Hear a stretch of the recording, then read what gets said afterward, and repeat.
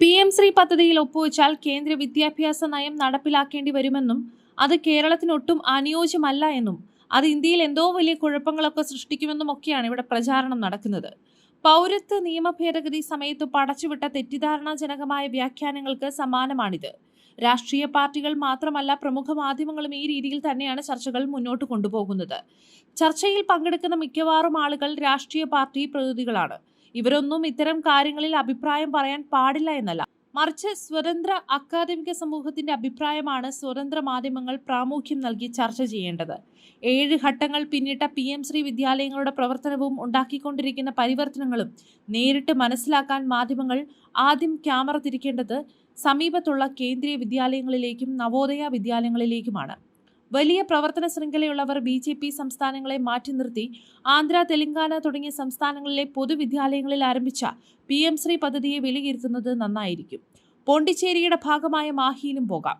പാഠ്യപദ്ധതി എന്താണെന്നും പ്രാദേശിക മാതൃഭാഷകൾ തഴയപ്പെടുമോ, സംസ്ഥാന സർക്കാരുകൾ നോക്കുകുത്തിയായി പോകുന്നുണ്ടോ എന്നെല്ലാം നോക്കാം. റോഡിലെ പ്രതിഷേധവും ഫ്ലോറിലെ വാഗ്ദാനവുമല്ല അഭികാമ്യം. വസ്തുതകളെ വസ്തുനിഷ്ഠമായി വിശകലനം ചെയ്താൽ കേരളത്തിന് ഗുണവും ദോഷവുമുള്ള കാര്യങ്ങൾ തിരിച്ചറിയാൻ കഴിയും. രാഷ്ട്രീയ നാടകങ്ങളുടെ മുഖംമൂടി വലിച്ചു കീറുകയും ചെയ്യാം. ദേശീയ വിദ്യാഭ്യാസ നയം നടപ്പിലാക്കുന്നതിലൂടെ ആദ്യം ഗുണമായി കിട്ടുന്ന ഏറ്റവും വലിയ ഗുണഭോക്താക്കൾ സർവ്വസാധാരണ ഗ്രാമീണമായ ജനതകളാണ്. ഇന്ന് പണം നൽകി മാത്രം ലഭ്യമാകുന്ന പ്രീ പ്രൈമറി എഡ്യൂക്കേഷൻ സൗജന്യവും സാർവത്രികവുമായി പൊതുവിദ്യാഭ്യാസത്തിന്റെ ഭാഗമായി ലഭ്യമാകും. നിലവിലുള്ള ബാലവാടികളെ ശാക്തീകരിച്ചുകൊണ്ടും അവിടെയുള്ള അധ്യാപികമാരെയും അടിസ്ഥാന സൗകര്യങ്ങളെയും മെച്ചപ്പെടുത്തിയും പ്രാഥമിക വിദ്യാലയങ്ങളുമായി ബന്ധിപ്പിച്ച് ബൃഹത്തായ പദ്ധതിയാണ് ഈ മേഖലയിൽ ദേശീയ വിദ്യാഭ്യാസ നയം മുന്നോട്ട് വയ്ക്കുന്നത്. കേരളത്തിൽ സർക്കാർ എയ്ഡഡ് വിദ്യാലയങ്ങളുടെ കൂടെ പ്രീ പ്രൈമറി വിദ്യാലയങ്ങൾ ആരംഭിച്ചിട്ടുണ്ട്. അവയ്ക്കു വേണ്ടി സാമാന്യം ഭേദപ്പെട്ട പ്രത്യേക സിലബസും തയ്യാറാക്കിയിട്ടുണ്ട്. എന്നിരുന്നാലും ഇന്ന് നടന്നുവരുന്നത് കുട്ടികളിൽ നിന്നും ഫീസ് ഈടാക്കി ഇംഗ്ലീഷ് മീഡിയം വിദ്യാലയങ്ങളിൽ നടന്നുവരുന്ന അന്യഭാഷയിലുള്ള പ്രാഥമിക തല പഠനമാണ്.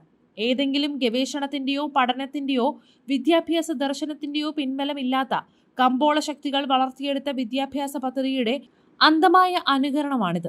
3 വയസ്സിനും 6 വയസ്സിനും ഇടയിലുള്ള കേരളത്തിലെ പൊതുവിദ്യാലയങ്ങളിലെ ഭാവിയിൽ ആശ്രയിക്കുന്ന 15 ലക്ഷം വിദ്യാർത്ഥികൾക്കാണ് പുതിയ പദ്ധതി കൊണ്ട് തുടക്കത്തിലെ പ്രയോജനം കിട്ടുക. അതിന്റെ മാതൃകകളാണ് ആദ്യം PM ശ്രീ വിദ്യാലയങ്ങൾ രൂപപ്പെടുത്തിയെടുക്കുക. മാതൃഭാഷയിൽ പ്രവർത്തനാധിഷ്ഠിതമായ ശിശു പരിപാലന വിദ്യാഭ്യാസം, ECCA എന്ന ആധുനിക കാഴ്ചപ്പാട്, സാർവത്രിക വിദ്യാലയ പ്രാപ്തിയും സമ്പൂർണ്ണ സ്കൂൾ പ്രവേശനവും നെഗറ്റീവ് കൊഴിഞ്ഞുപോക്കും പ്രകടമാകുന്ന കേരളത്തിലെ സ്കൂൾ വിദ്യാഭ്യാസ രംഗത്ത് ഏറ്റവും വലിയ വെല്ലുവിളി വിദ്യാഭ്യാസത്തിന് ഗുണനിലവാരം നിലനിർത്താൻ സാധിക്കുന്നില്ല എന്നതാണ്. 10ാം ക്ലാസ് കഴിഞ്ഞാലും എഴുതാനും വായിക്കാനും അറിയാത്തവരാണ് നമ്മുടെ വിദ്യാർത്ഥികൾ എന്ന അപഖ്യാതി പേറിക്കൊണ്ടാണ് നാം ഒന്നാമതാണ് എന്ന് വീമ്പിളക്കുന്നത്. 3ാം ക്ലാസ് പൂർത്തിയാകുന്നതോടുകൂടി അടിസ്ഥാന ഭാഷാശേഷികളും സാക്ഷരതയും ഗണിതശേഷികളും ഉറപ്പുവരുത്തുക എന്നുള്ളതാണ് ദേശീയ വിദ്യാഭ്യാസ നയം മുന്നോട്ട് വയ്ക്കുന്ന 2ാമത്തെ പ്രധാന ലക്ഷ്യം. ഇത് സാധ്യമാകണമെങ്കിൽ പ്രാഥമിക തലത്തിലെ വിദ്യാഭ്യാസത്തിന്റെ ഘടനാപരമായും സമീപനപരമായും കാര്യപരിപാടികളിലും തുടർബോധന പ്രവർത്തനത്തിലും എന്തെല്ലാം പരിവർത്തനങ്ങൾ വേണമോ അവ ചലനാത്മകമായി അവതരിപ്പിക്കേണ്ടി വരും എന്നുള്ളതിന്റെ പ്രാദേശിക ആസൂത്രണ കാര്യനിർവഹണ മേൽനോട്ട ഭരണ മാതൃകകളായിരിക്കും PM ശ്രീ വിദ്യാലയങ്ങൾ. ആവശ്യാനുസരണം പഠന വികസന പരിപാടികളും ബോധന പദ്ധതികൾക്കും വലിയ പ്രാധാന്യമാണ് കൽപ്പിക്കുന്നത്. കുട്ടികളുടെ സമഗ്ര വികാസത്തിൽ ഭാഷാ, ഗണിത, വൈജ്ഞാനിക വികസനത്തോടൊപ്പം ശാരീരികവും സാമൂഹികവുമായ വികസന പ്രക്രിയ കൂടി പരിഗണിച്ചുകൊണ്ട് വിദ്യാലയ സംവിധാനത്തെ പുനർസംവിധാനം ചെയ്യേണ്ടി വരും. അതിന് അടിസ്ഥാന സൗകര്യ വികസനത്തിലും അധ്യാപക നിയമനത്തിലും നിലവിലെ അധ്യാപകരെ ശാക്തീകരിക്കുന്നതിലും എന്തെല്ലാം പ്രവർത്തനങ്ങൾ നടക്കണം എന്നുള്ളതിന്റെ അനുഭവങ്ങളും പ്രാദേശിക വൈവിധ്യങ്ങൾ ഉൾക്കൊണ്ടുകൊണ്ട് വ്യാപിപ്പിക്കാൻ PM ശ്രീ വിദ്യാലയങ്ങൾ നമ്മെ സഹായിക്കും.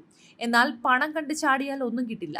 ഓരോ തരി പണവും എങ്ങനെ എന്തിനായി വിനിയോഗിക്കണമെന്ന പദ്ധതിയിൽ കൃത്യമായ മാർഗരേഖ ഉണ്ടാക്കിയിട്ടുണ്ട്. തൊഴിൽ അഭിരുചി, തൊഴിൽ നൈപുണി, തൊഴിലധിഷ്ഠിത വിദ്യാഭ്യാസം, സ്വാവലംബന ജീവിതം, പ്രാദേശിക വിഭവങ്ങളുടെ അന്താരാഷ്ട്രവൽക്കരണം എന്നിവയെല്ലാം 21ാം നൂറ്റാണ്ട് ആവശ്യപ്പെടുന്ന വിജ്ഞാന സമൂഹത്തിന്റെ കഴിവുകളാണ്. ഇന്ന് നമ്മുടെ വിദ്യാഭ്യാസവും ഈ കാലിക ബോധ്യവും തമ്മിലുള്ള വിടവിന്റെ മേഖലകളാണ് ദേശീയ വിദ്യാഭ്യാസ നയം അഭിസംബോധന ചെയ്യുന്നത്. ഈ വിടവ് ലഘൂകരിച്ചുകൊണ്ട് നമ്മുടെ ഓരോ വിദ്യാർത്ഥിയെയും അതിലൂടെ ഓരോ കുടുംബത്തെയും ഗ്രാമത്തെയും വികസിത ഭാരതത്തിൽ പങ്കാളിയാക്കും. അതോടൊപ്പം ലോകം വിഭാവനം ചെയ്യുന്ന സുസ്ഥിര വികസിത ലോകക്രമത്തിൽ നാം നിർവഹിക്കേണ്ട ദൗത്യം താഴെത്തട്ടിൽ വ്യവഹാരിക തലത്തിൽ കൊണ്ടുവരാനുള്ള വലിയ വീക്ഷണത്തിന്റെ പ്രകടരൂപമാണ് PM ശ്രീ വിദ്യാലയങ്ങൾ. ഈ വിദ്യാലയങ്ങൾ കേരളത്തിന്റെ സാമൂഹിക സാമ്പത്തിക രംഗത്ത് ഇന്ന് നേരിടുന്ന വെല്ലുവിളികൾക്കുള്ള പരിഹാരം കൂടിയായിരിക്കും. തൊഴിലില്ലാത്ത വിദ്യാസമ്പന്നരായ ചെറുപ്പക്കാരെ സൃഷ്ടിക്കുന്ന സമ്പൂർണ്ണ സാക്ഷരതയും വിദ്യാഭ്യാസവും അവകാശപ്പെടുന്ന കേരളത്തിലെ വിദ്യാലയങ്ങളെ പ്രാദേശിക തൊഴിലുകളുടെയും വിഭവങ്ങളുടെയും മൂല്യവർദ്ധിത ഉൽപ്പന്നങ്ങളാക്കി മാറ്റി അന്താരാഷ്ട്ര വിപണിയിൽ മത്സരിക്കാൻ പ്രാപ്തിയുള്ള ഉൽപാദനക്ഷമതയുള്ള മൂലധനമായി മാറ്റിയെടുക്കാൻ കഴിയും.